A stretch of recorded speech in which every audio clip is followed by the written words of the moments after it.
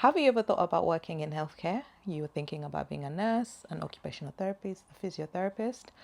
Well, here are some things that I wish I knew before I went into healthcare.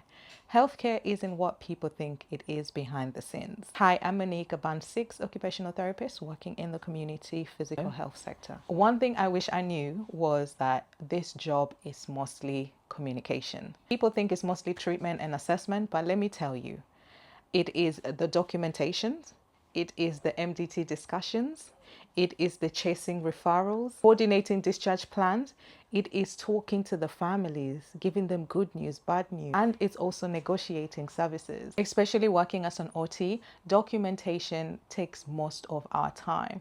I spend just 3 or 4 hours visiting the patients, and it takes me almost a whole day just writing my notes, doing my referrals, ordering equipments. It does take a chunk of your time, and this is something that I wish I knew. So one thing I want you to take from this is a huge part of healthcare is actually communication and problem solving, not just clinical skills. You also tend to carry people emotionally long after you've left work.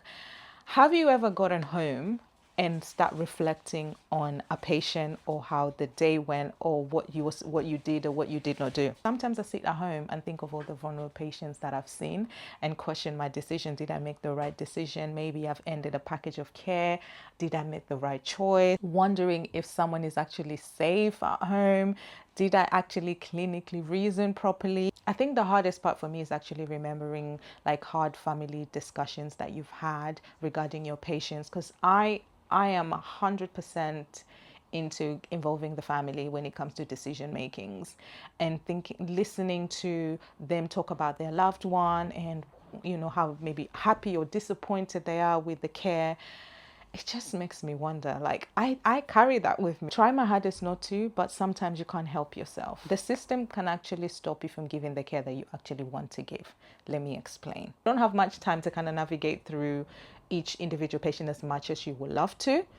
Staff shortage. We are working on a budget here, so there isn't very many staff, so the allocation is big and the staffing is not that big, so we really have to kind of prioritize and be fast about the kind of care that we're giving. Waiting lists. The waiting list is very long, especially as an OT. A waiting list can be up to 3 months, 3 to 6 months just to see an OT. And I can understand how that can impact a patient's care. And in a hospital, bed pressures, patients are being discharged left and right. And sometimes you're like, I don't think that patient is clinically ready for discharge, but they feel like he can manage at home, so off he goes. And then you tend to wonder, oh my God, how is he gonna cope when he gets home? Equipment delays. Sometimes it takes long when you're ordering equipment, or the cancellation as well, and you're like, what, how is my patient going to cope? They need these equipments, but unfortunately it's out of your control. Sometimes the hardest part is actually knowing what will help a patient, but not being able to make it happen quickly. Small wins feel massive. I think this is like an advantage to us. Me as an OT, seeing someone making a cup of tea independently or preparing their own meals independently, coming from being assistant of one to actually independent, able to shower and dress themselves independently, that to me is a big win. And working in a hospital, actually seeing someone being discharged after being admitted for a very long time. Come on now, you know that feeling, especially when you've played a part in their care. That feeling is priceless. Healthcare changes you. You become really practical. Now, one thing I've noticed about me is I observe everywhere I go. I do my assessments everywhere I go. I'm with children, especially young ones. I'm observing their milestones. Have they hit their goals? Have they reached their milestones? I'm observing how they're mobilizing. I'm observing their speech. I just find myself doing that. When I'm outside, I'm looking at safety, like, is it safe?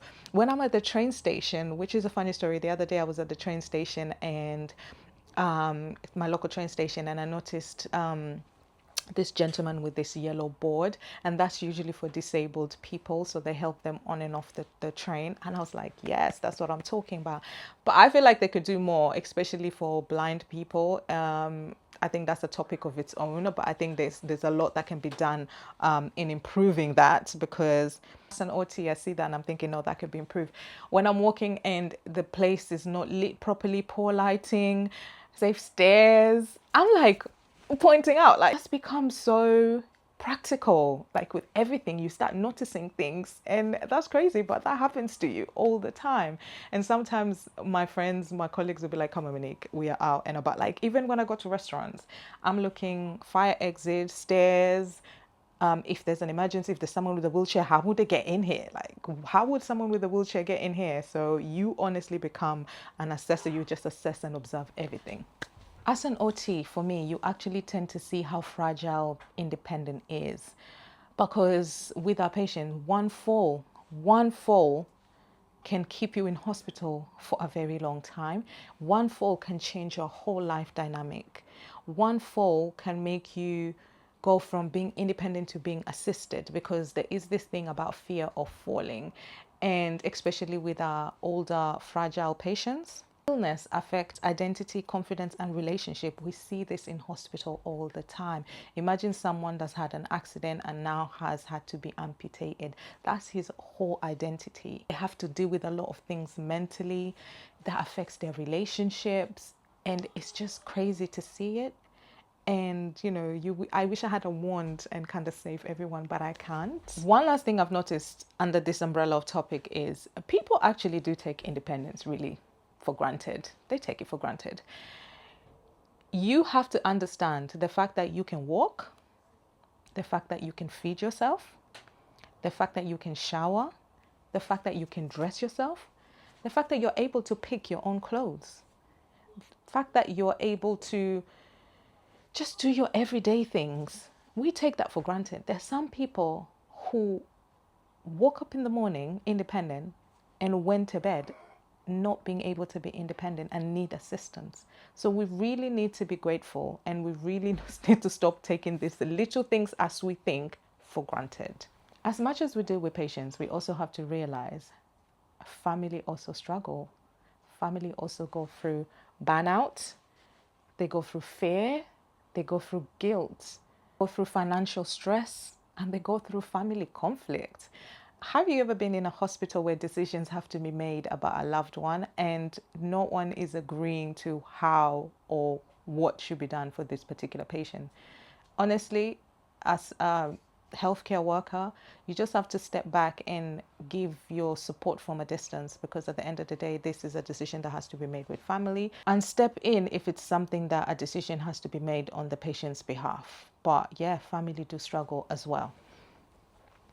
This job changes you permanently, honestly. When they say that when you're applying for these jobs in healthcare as a nurse, OT, whatever it is that you want to apply for, they say you have to have empathy. And this plays a big part in working in healthcare. You have to have empathy. You have to look at individuals holistically. You have to go a little bit of that extra mile. You have to think outside of the box sometimes. You have to know that two people are different. To know that one shoe does not fit all. Honestly, it changes you, and it changes your way of thinking.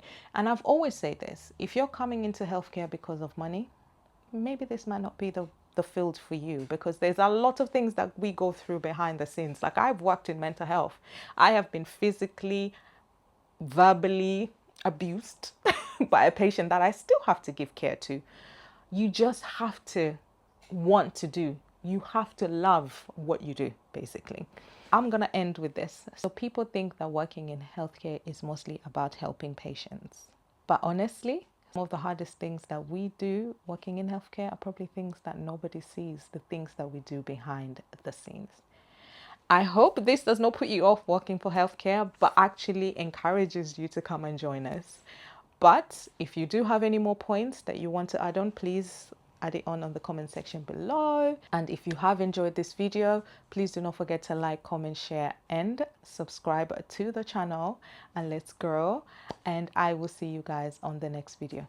Love and light.